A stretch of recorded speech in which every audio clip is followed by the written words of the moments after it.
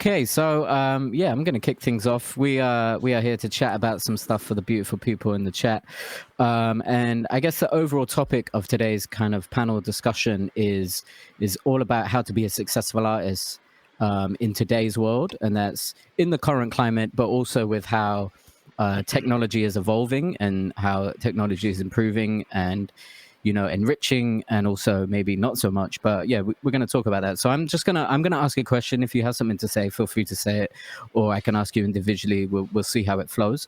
So yeah, we're going to open up the panel with a question that is, what makes a successful artist? Gene, what makes a successful artist? It's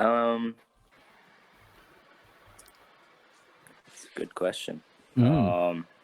I mean, it really depends on how you define success. Everyone has a varying degree of what their ideal success looks like.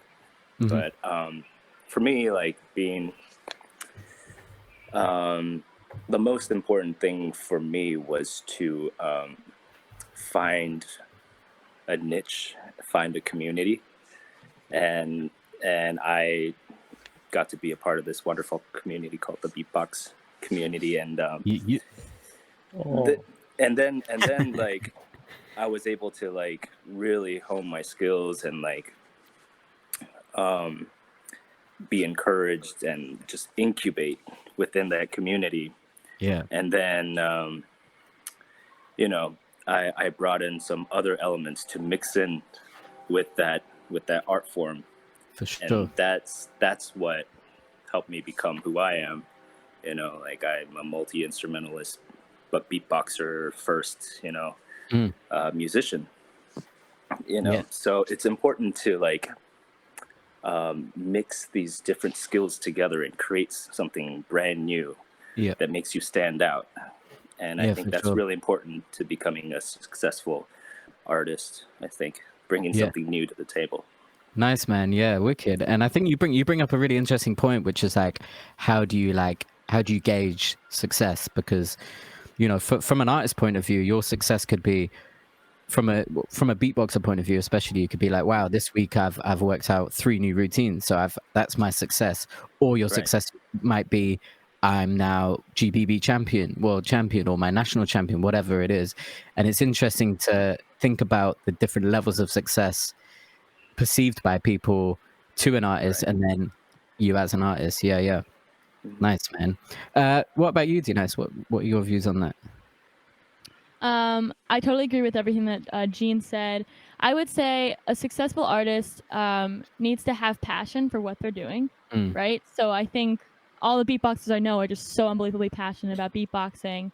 The ambition and drive, creativity, and being able to find creativity from things around us. So, being able to constantly create like loop station routines and create routines and figure out new sounds, new combos, even being able to take things like quarantine and being able to use that for inspiration. For sure. Just like, having that creativity and pulling that from like different parts of our lives so we can constantly be creative and create content while we're, in situations like this. Yeah, for sure. Wicked. Yeah. I totally agree. It's amazing that we have this skill that we can really thrive in this environment. And like Gene said, it's like, nothing's really changed much because I'm just spending all day making beats and then eating food and then making more beats. So, it does work for us. It definitely does.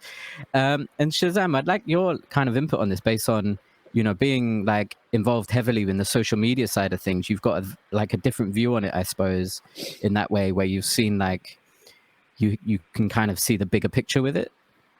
Yeah, I think as Gene said, it's very important to define what success is first, because of course a lot of people think about money first, like money and fame, which is a big part, but also your artistic view and bringing your artistic vision to life.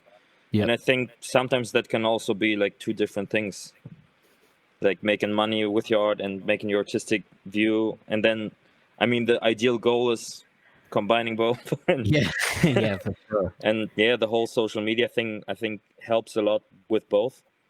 The good thing is you can like bring your music to the world, even in like times like this, you don't have to perform. You can just put out your music and see how the people react. But it also can bring in a lot of money, like Yeah, totally. as an For sure. advertisement. Yeah, and I think that's right, and it's interesting because I think we all, as artists, go through a thing, especially with social media. You might post a video and it gets 66 views in like 2 weeks, and you're like, wow, that that hurts. But you know, you're like, you've worked hard on this, and maybe you can find the success in the product that you put out.